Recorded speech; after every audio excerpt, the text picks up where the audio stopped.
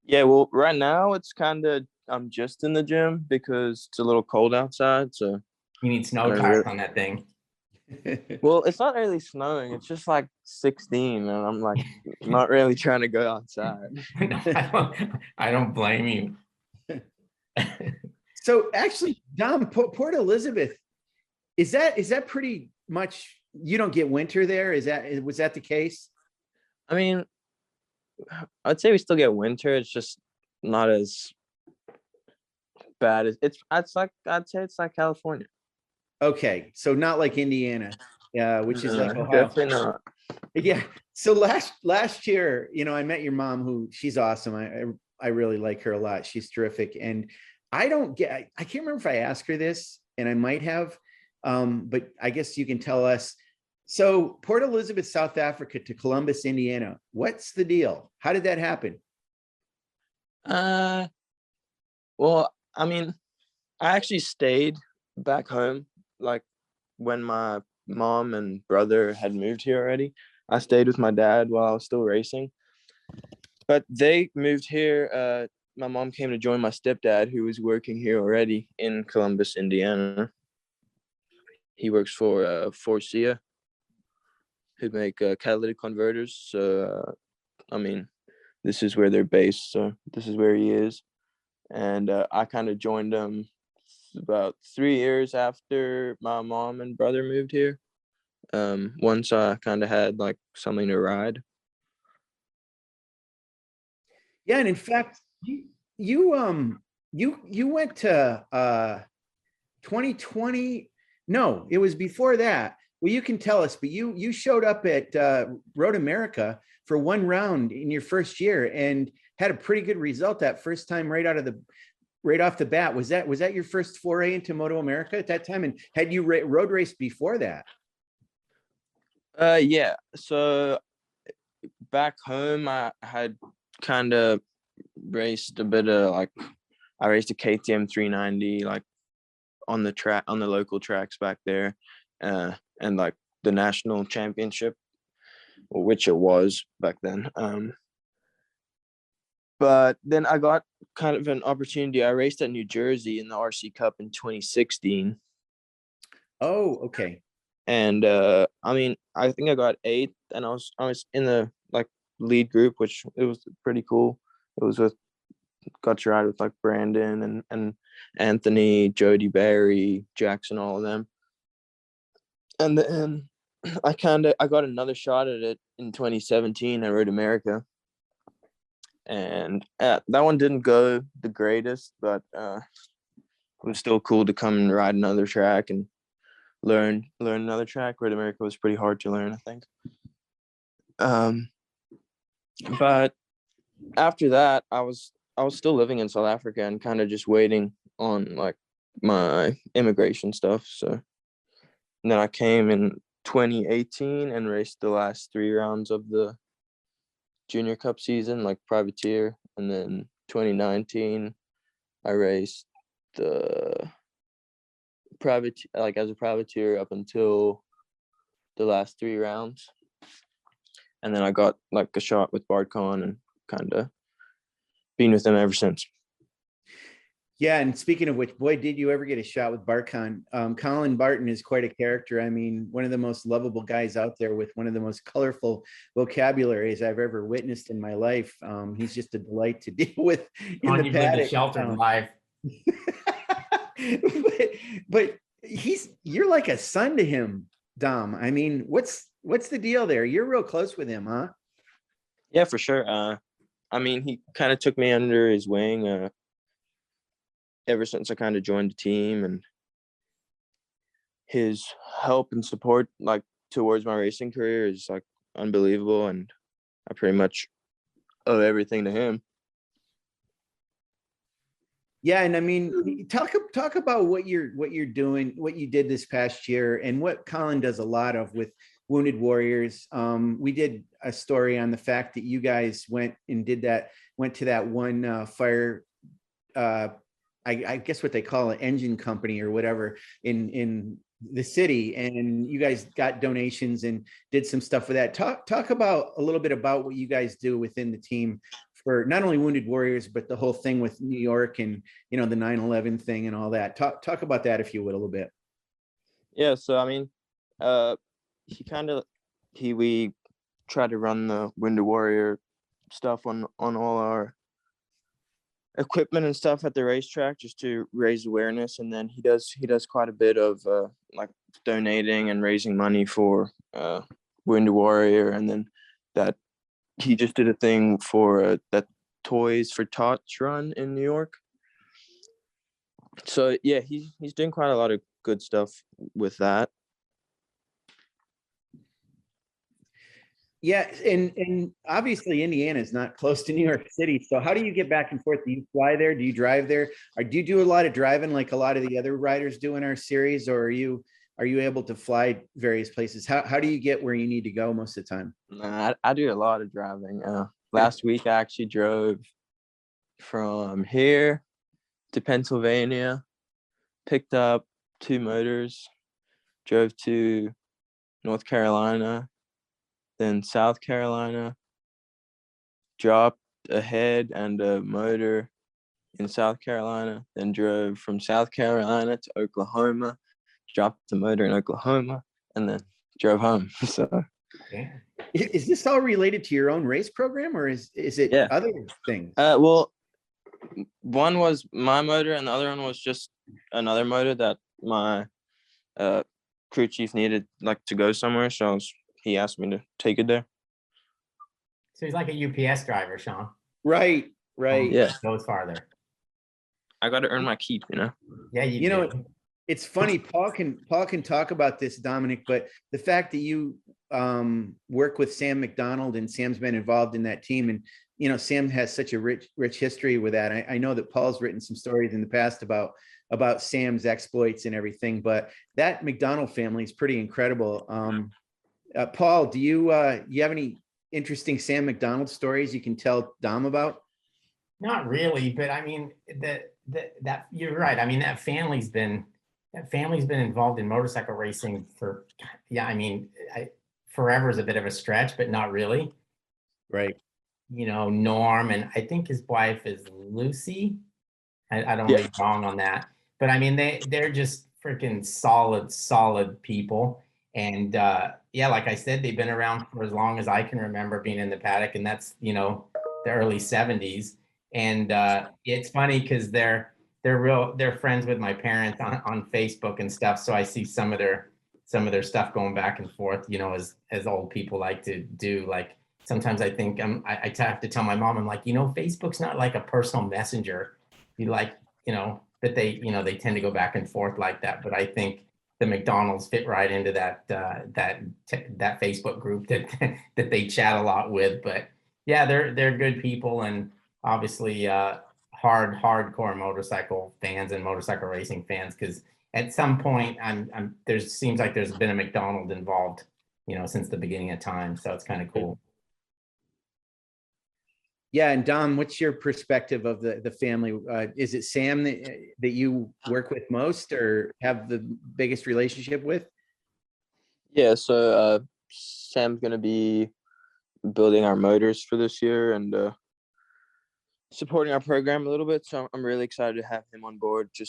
He has a lot of knowledge on the bike and just knowledge on racing in general. So I'm really excited to work with him. So going into the season with a new class, even though you've put your toes in the water with it before, but starting the season fresh, new class, new bike.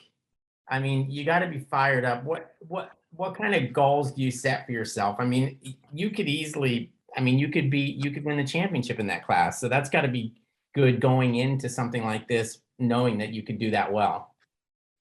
Yeah, for sure. That is the end goal. I'm pretty much going to take it race by race and do as best I can every weekend. And I've got, some tough competition, so I'm not underestimating anybody, but I'm there to win, and I'm pretty fired up for Daytona because I like Daytona, and I'm just really excited to start the year off there. Yeah, I mean, it's going to be pretty incredible, those Twins Cup bikes going around there, and to get 2 races, it'll be nice that you know, unlike, well, the 200 is going to get practice, and they certainly get enough laps. I mean, it's pretty much an endurance race, but for you guys having 2 sprint races there, it'll be nice to acclimate with some, practice and qualifying, but also to get two rounds right off the bat. And you kind of start off with a head start over essentially everybody else in the paddock. Dominic, I know you guys won't be racing at COTA, but you'll get 2 rounds under your belt and then kind of get some time to think about it. How's that going to set with you? I mean, yeah, I think it's great that we kind of get that little bit of a head start and kind of see where everybody's at. But yeah, Daytona is probably a bit different to all the other tracks, so it's going to be hard to tell for the rest of the season. But I mean, I think it's going to be good, two good fun races. Have you been there at all before? Yeah, I raced there a couple times, like three times. Okay. Does this, as a kid growing up in South Africa, is Daytona, like, if you're a kid growing up in America, obviously, and a lot of places in the world, Daytona still has some mystique, and it's like, oh, Daytona. Was that the case for you, or did you not really know what it was? I mean, more after I came here, not really when I was at home. Right. Yeah, it's crazy. It's huge just driving in there and seeing everything. It's pretty mind-blowing. Yeah, just to see everything. So Dominic, when is the first time that you're going to be able to swing a leg over this R7 and actually ride it on the track? I last year, I know Westby had one in their paddock and I went and sat on it, and man, that thing felt good to sit on. I mean, it's pretty racy, for definitely different than the FC07, MT07, but when will you get to do some laps on it? So the plan is for me to get some laps in, like right at the beginning of February. So where will you test when you get on the bike? Hopefully I'll drive up to Oklahoma and get some testing at a couple tracks there. I know Sam said there's 3 options he's got around there, and then I'll probably head up to Jennings after that and get a weekend of testing in. After that, I'm not 100% sure, but I'm just going to be trying to look for as many track days to hit before Daytona. A lot of the guys this year, and they've done it for years, but I'm hearing a lot more about Chuck Walla this year. There's some racing going on this weekend. Have you ever considered going out there? I know it's quite a ways west and logistically would be tough, but is that anything you've ever considered doing? Not really considered doing. I mean, I would like to go out there. The team's in Pennsylvania, so it's hard to get them to head all the way out there. I got work, so I got to take off work for to go testing and stuff. So California doesn't really make the most sense for me. I mean, I would love to go out there because that's where pretty much everyone else is and get to ride with everyone else. But Florida and Oklahoma it is for now. Yeah. And this is something that we've touched on a little bit with some of our riders, a lot of our riders, because a lot of our riders they work to race. We talked to Teague Hobbs recently, and essentially he's homeless because he got rid of his apartment to be able to afford to race. So he kind of travels here and there and sleeps on couches and things like that. When we set this podcast up with you, we knew we had a window we had to get in on because you have to go to work after this. And it's a different time of the day. You said something about having to work at 2:30, and I'm thinking, who starts work at 2:30? So what exactly do you do? I've just got like a retail job at the mall. Okay. And is it swing? Do you move it around, or is it the same all the time? It kind of changes. I mean, sometimes I work 10 to 6:30. Sometimes I work 2:30 to 7:30. He's a working man, Sean. Yeah, he is. A lot of the guys in the paddock really are, which is, a real testament. I mean, you guys obviously are dedicated to what you're doing, and, hopefully as you advance in your career, that's going to be a little bit different. So, but Dom, thanks for coming on the podcast and announcing your deal for this year. We're excited to see you in Twins Cup. Twins Cup is always I've always said it's a favorite of mine for sure. And there's a lot of good competition there, and to see all you guys in it, it'll be fun to see. Plus we'll have, we'll still have the other generation, so to speak. Chris Parrish's birthday was yesterday, and we're not sure what he's doing for this year, but we're sure he'll be in the paddock in some way. So isn't he 65? I thought he was too old. Well, thankfully he's not his number 128. That would be quite impressive. But I'm sure you're going to be racing against Parrish next year, Dom. So take it easy on the old guys, and we'll look forward to seeing you out there. But thanks for joining Paul and I on this podcast, and we'll see you sooner than normal. Normally we don't get to see you till later in the year, but it'll be beginning of March that we'll be shaking hands with Dominic Doyle again. So thanks, Dom. Thanks a lot, guys. Yeah, Dom, if you ever get in the van and start driving west and you end up in Southern California, let me know. I've always got a couch. It'll probably be sometime around Laguna. All right. Well, we'll talk before then. I'll see you at Daytona anyway. All right, boys. Thank you. Thanks for coming. Thanks for having me on, guys. I appreciate it.